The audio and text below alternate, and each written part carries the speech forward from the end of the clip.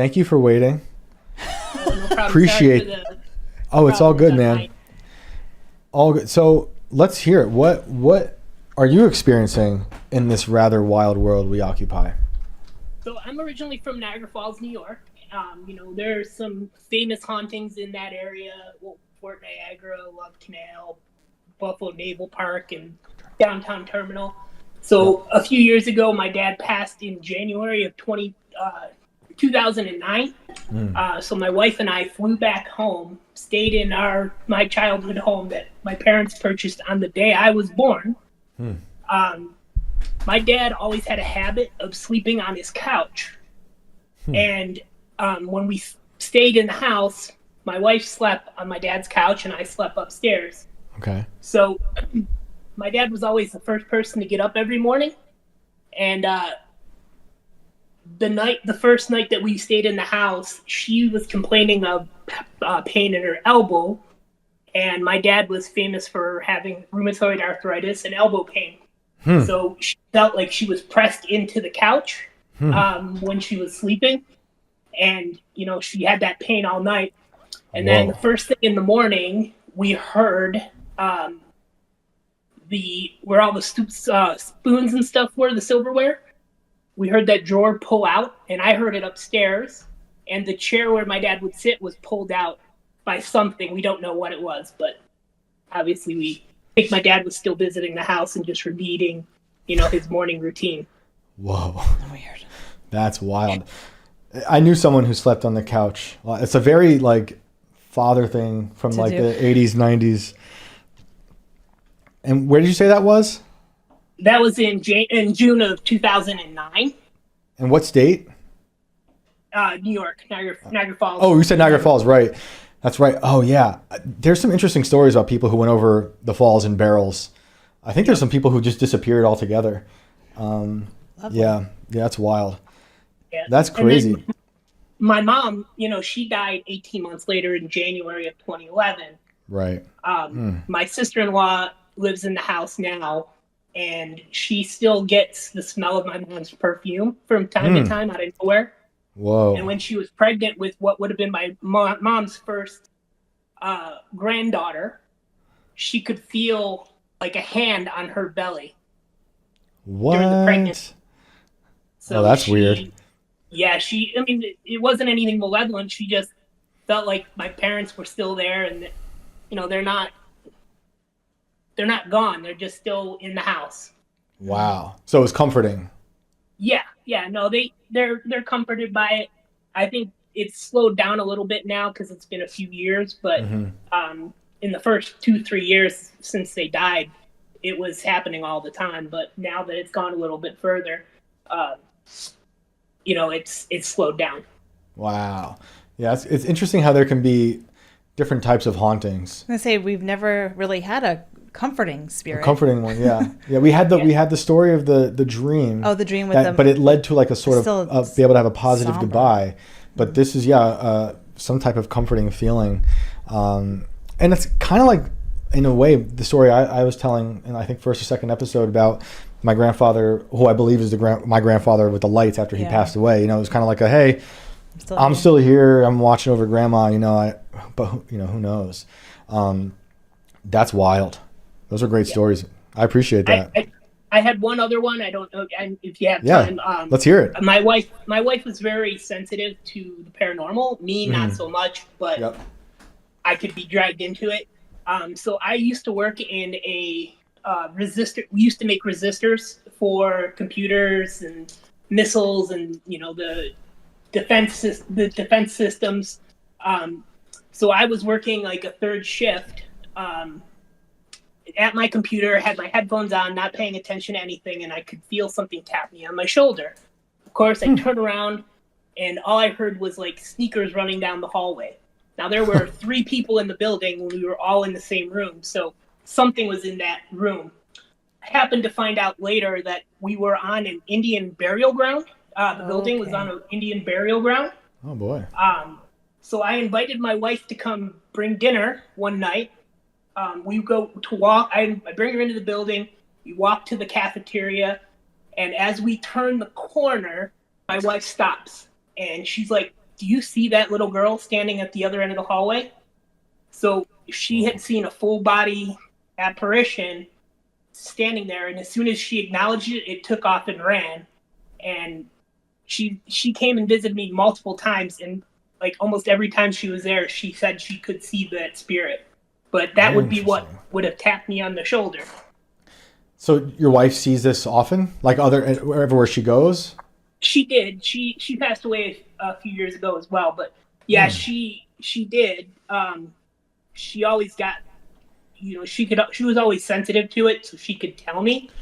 And then, but that was the first time that like really, when I was there with her, that she was shocked by it, and like it stopped her dead cold, because I was like 2 seconds behind her, and she just stopped dead cold and was freaked out. We had to go outside and eat because she was so scared. Wow, that's wild. Do you experience stuff now on your own? I have. I had a roommate that I was living with I live out in Las Vegas now. I had a roommate that I was living with, who died through suicide, and he was a music fan. So I had my iPad in the kitchen. Yep. It was turned off. I'm watching TV, and all of a sudden, one of the bands that he always used to listen to came up on my iTunes. I wasn't listening to it. I wasn't playing it, but that scared the hell out of me, because it just came out of nowhere. Like, I'm sitting there watching TV, and boom, the song comes on. Wow. That is wild. Yeah, it's weird when those things happen. Yeah. That is crazy. Yeah, Vegas is a strange haunted place too. Mm-hmm. Yep. Real quick before we let you go, what you said you were building missiles? What's that like? we built the resistors that go into the network. So basically, I would program the laser to build resistance into the chips themselves. Wow. Oh yeah, we did work for like everything. We did some military industrial stuff, but a lot of our stuff was in like commercial electronics as well. So. Huh. Wow. A lot of people say, and maybe you've heard these stories about UFOs over places that might have missiles, or places that make missile parts. Were there stories like that around there? Anyone else see the things you were seeing in terms of ghosts or other things extraterrestrial? Well, the ghost stories at work were I wasn't the only one that experienced those things. So there were other people that had experiences, but those were the only ones that I personally was there for. So interesting. It's kind of scary. Oh yeah. Well, I'm sorry. What was that last part? No aliens or anything back in Niagara Falls. I mean, I've had a few weird things out here in Vegas, but nothing. Yeah. Well, you're in the desert. Yeah. There's a lot of weird things going on out there. Well, thank you so much for calling and telling us these stories. So glad it worked out, Brian. Yeah. Thanks for the patience. No problem. Thank you. Have a good one. Okay. Bye-bye. So we got someone else? Do you want to take someone else? Yeah. It's Chris Carr. Of course I want to take Chris Carr. All right.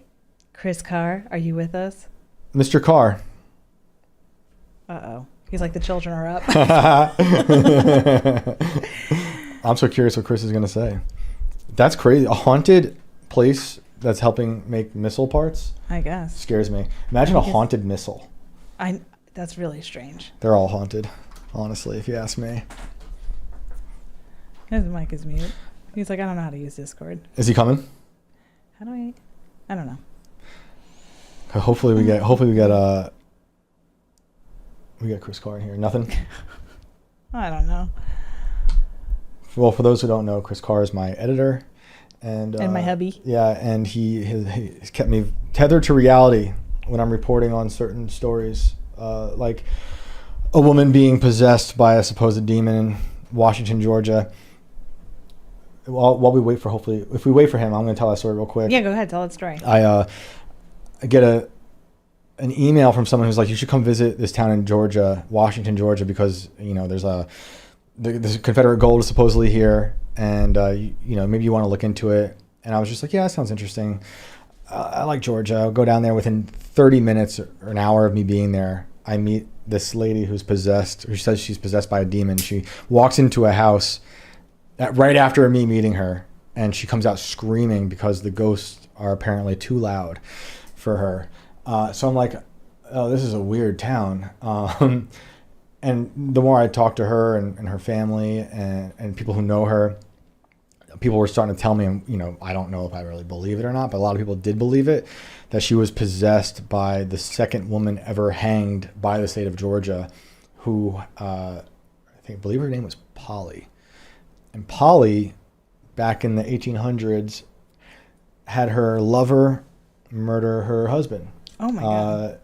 But the murder didn't go as planned. The lover, it was a lover and her brother, went and found this husband who was supposedly abusive and shot him, but they shot him poorly and shot his jaw off. Oh my God. And then they buried him in a shallow grave where he died in the grave. He didn't die immediately. And so she was eventually tried and hanged for this. And the town had a really hard time with this because they didn't want to hang a lady. Yeah. She had this beautiful dress on. There's conspiracy Was theories. it blue or was it gold? I think, nice. There's conspiracy theories even about her. So there's people who believe she didn't actually die. There's people who believe that she was saved by like one of the policemen and then taken to another town, and they found her name or a name similar to her, an age similar to her in like Tennessee or something. I believe she was probably killed by the town, and her hanging happened right there in the crossroads of the town, because they used to hang people on crossroads so they can confuse the soul, so the soul would know where to go. But these people in this town believe that woman I met within my first like 30 minutes of being in the town, where she was possessed by Polly. And this is the person who's, if you remember, her boyfriend threatened to skin me alive like a dog. Oh God! Because he was worried about the gold and all that stuff. Yeah, we have the audio. I have the audio of the guy actually sending it to us. And then the end of that was my buddy Clint, who was kind of like my tour guide through Washington, Georgia. His grandfather owned the property where the husband was shot in the mouth and buried. Oh God! And he believed, and this grandfather is like one of those guys, like I was saying earlier with my friend. Now, I don't believe in anything weird, but that goat went crazy because I had a goat that went crazy because I believe it was on the gravesite of the murdered husband. And he was like, it's possessed or something. And this is an old man who does not like to talk about this type of thing. I just came out in conversation. I spent like hours and days talking to him about history and all these other things, the gold. And then I hear that the man was buried there at the front of the property by this big, beautiful tree. And he's like, yeah, we had a goat and we had to give it away. The goat was so violent. Wow. And he said, the old man said that we gave it away, and where it wound up at the new property, totally fine. Wow. No one had a problem with the goat after it. Who knows? But is Chris available? Or? Oh, let's see. Chris Carr, are you with us? I like that the Discord's the issue tonight. Chris, I'm looking at the Chris. Oh God. Oh me. Oh, hold on. Okay. Oh, there you go. Are you there? What's up, brother? Yeah. Is that We're a good volume? No, you sound great. What's going on? It's good to hear from you. Well, absolutely, it's a pleasure to call in. First of all, I have to congratulate both of you on a triumph of an episode. This was so great. The interview with Tom was amazing. Thank you. It was just awesome. And I love you both, and it's just really cool to see you guys hit this kind of achievement tonight. But I was also thinking it'd be cool to call in and talk about a little Hatman. We love a Hatman. Let's hear about Hatman. Hatman. So at the time when I lived with a Hatman, I did not know that this was a global phenomenon, but it has since been documented all over the world. But I guess it was about 2000. Well, no, it was exactly 2008. I moved into a very old home in Mount Vernon, New York, which is in Westchester. And it seemed suspicious. It was not a good-looking home. It was affordable for 4 roommates just out of college. The basement was just covered in like these tons and tons of rusty instruments. Like everything you would expect to be like kind of on a farm, but this was not by any means a farmhouse. And over time, there were just these strange things that were happening with roommates. We all were getting increasingly more angry. One roommate had, she said that she got like scratches and bruises on her arms and legs. Said that she claimed that she didn't know where they came from. And ultimately, the 4 of us independently experienced seeing a very tall man with a very large hat. And it would be like the first time that I clearly saw him in my peripheral vision. I mentioned it to my roommate April at the time, And I was just like, I just saw something. It really freaked me out. She's like, oh, you saw Hatman. Like, you know, she'd already seen him. My other roommates saw him as well, and so did our fourth roommate. And it was so distinct in my mind that it happened, and you could see it. But it was also, I was thinking about this tonight for a couple of reasons. Also because, like, well, first of all, I got really interested in Charles Manson when I lived in this house, and not just interested in just like, you know, wow, this is really crazy. I never really looked into this. It was more just like, you know, he didn't do it. He's not responsible. Kind of thing. He also started believing in lizard people, just like you, Shane. So well, as one should. That's a responsible man right there. And it was also in this home when I started like discovering, you know, Ted Gunderson, the great FBI agent that broke open a lot of satanic panic stuff, and I discovered, you know, the Rothschilds, and I mean, rabbit holes upon rabbit holes. But formative years. Oh, absolutely. And Alex was there for them. Can you imagine?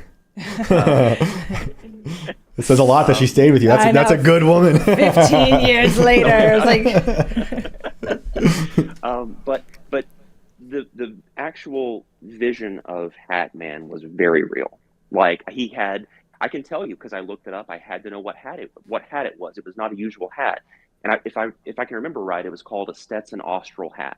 It's a very specific hat. That's right. It's very wide brimmed, more wide brimmed than a cowboy hat or a sun hat or anything like that. It's got a very specific shape. That's right. And the other thing is, like in this house, there were very specific visions of violence that would just sort of like kind of inject itself into your brain. And it was also that constant feeling, like the story of the doll, the little the elf. Yep. You just knew that there was someone looking at you. I mean, like you just feel it. Like if you're in a car with somebody, you know that somebody's in the back seat. You knew that he was there. Like you could just feel eyes, you could feel something violent, and you could feel something awful. And ultimately, when I moved out of this house, Alex and I moved into Queens.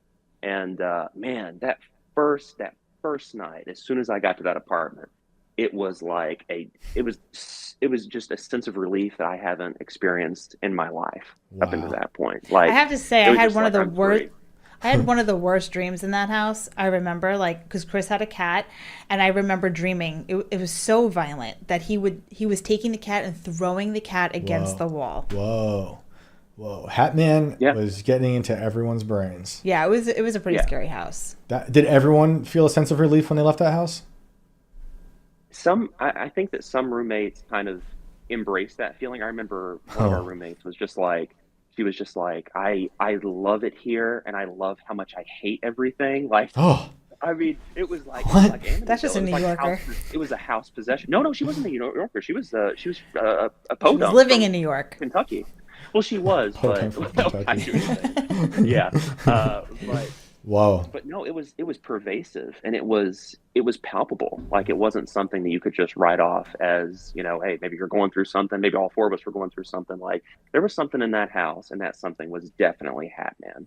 Wow. In the theme of today's episode with MK Ultra and widespread mass hypnosis and brain washing and mind control, I wonder how much paranormal stuff could be, blamed on widespread human experimentation.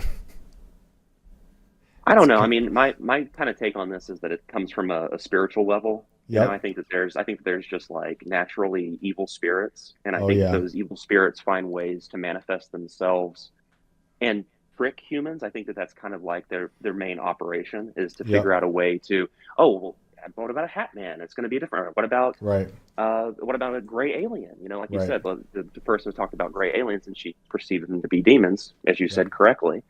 And then it's also just like, I'm just a little boy. I'm a ghost of a little boy lost in your house, and it's just like, no. I think that all of this kind of can be calibrated down to an evil presence that has a malevolent intention. And I mean, that was my experience. I think you're right. I think that stuff exists, and I think that there's people in power who are trying to replicate it on their own, and we're living in a world where both things are happening at once. And harness it. Yeah. Turn it against you. And perhaps they're even possessed by the real ones to then replicate fake ones to populate the earth. Well, you know, I mean, like that, when you read things about like what happened way out in Montauk, you know, with the I forget what they called that operation that happened Montauk out there, Project, right? The Montauk Project. They had that whole base that was like super military, super secret. It's now shuttered up, and they call it like Camp Hero, and it's like the scariest park you've ever visited in your life. And even Thomas Pynchon, in one of his books, Razor's Edge, Bleeding Edge, he talks about that, about how, like, this was a place where evil government operatives performed malicious acts on children in order to access that evil plane, in order to bring that energy down here and then use it against their own citizens. So I do think that there is something to there. It's funny you brought up Pynchon, and we both love Pynchon. And for those listening, if you want to really get into Thomas Pynchon, please do. I was thinking about him so much the past few days leading up to the interview with Tom, because Pynchon, to me, although writes supposedly fiction, it seems so real when you get deep into the weeds of stuff like Chaos and the paranoia of the modern American mind. If you read Inherent Vice or Crying of Lot 49, it's all just a web of conspiracies. Yeah. And I mean, over the course of all of his novels, he has basically visited every atrocity since 1915. And the thing about Pynchon is that you can't write him off as just a conspiracy nutcase. And things like the journalistic efforts of Tom O'Neill validate Pynchon and his body of work. But the funny thing about him is that throughout all these atrocities, whether it's World War II or World War I, or things that were happening in the Middle East in the late 1800s, he's always there just playing a kazoo and making jokes about it, writing goofy songs about it, So, I mean, he's like a total absurdist when it comes to the greatest atrocities of the 19th and 20th century. It's so worth reading. If you finish reading Chaos and you want a book to read, I would say Inherent Vice would be a good complementary. Sure. And perhaps one of the easier Pynchon reads. If you don't want to get, you want to really go crazy, go read Gravity's Rainbow. But dang, dude. That's a great catapult into insanity right there. Yeah, good luck. Well, I appreciate you calling in, man. It was great talking to you. Absolutely. It's a pleasure to talk to you all. Always great talking to you. And until next time, brother. Bye, Chris Carr. All right, I'll talk. That was awesome. Hatman. Hatman, man. Man. Believe it. I think America has descended into full-blown paranoia. Yeah. I think a lot about Twin Peaks and David Lynch. Yeah. And whether he knows it or not, I think he probably tapped into something very true about America. And a good symbol of that is the character of Laura Palmer's mother in the first two seasons, who spoiler alert, although it's like 30 years old now. Mm-hmm. The bad guy who's possessed by a demon has been drugging up his wife, Laura Palmer, the dead girl's mom. And she's been living in a state of psychosis, just numb to everything. And to me, that always seemed like a metaphor for America. Like the way we're obviously over-pilled. There's so many people on pills, psychoactive, whether it's, over the counter, whether it's stuff they're getting in an alley somewhere. America's on drugs. Yeah. And I don't think that's very good. Yeah. And I think that's an extension of MK Ultra as well. And it's like you add that to the bad media diet, to the false narratives everyone's building. Like they've got someone like Bugliosi, who prosecuted Charles Manson, wrote a best-selling book about it called Helter Skelter. He's seen as the authority. Then you read Tom O'Neill's book, you look behind the curtain, you see this guy's a violent thug who's just as bad, if not worse, than Charles Manson. Why would you believe that guy? Right. And it's just crazy. It's, for those who watch like Tim and his show, he used to bring up like the Gell-Mann amnesia, which is something I think is very interesting. And you can apply that to this. And that's basically, if you're reading the paper and say, a lot about, since we're talking about Tim, you know a lot about skateboarding, and you read an article about skateboarding and that's all wrong about the moves and everything. You turn the page and you're talking about some war. And they got everything wrong on that page, but then you're going to believe this page about the war because you're not connected to it at all. Yeah. Now zoom out of that, and that's like history. That is what's happening to the American consciousness. Is they are feeding you one reality that's just a siphoned, siloed version of the real reality. Like we started the show, the official story is never the full story. Or maybe we're just a Truman Show. I think Truman Show is predictive programming.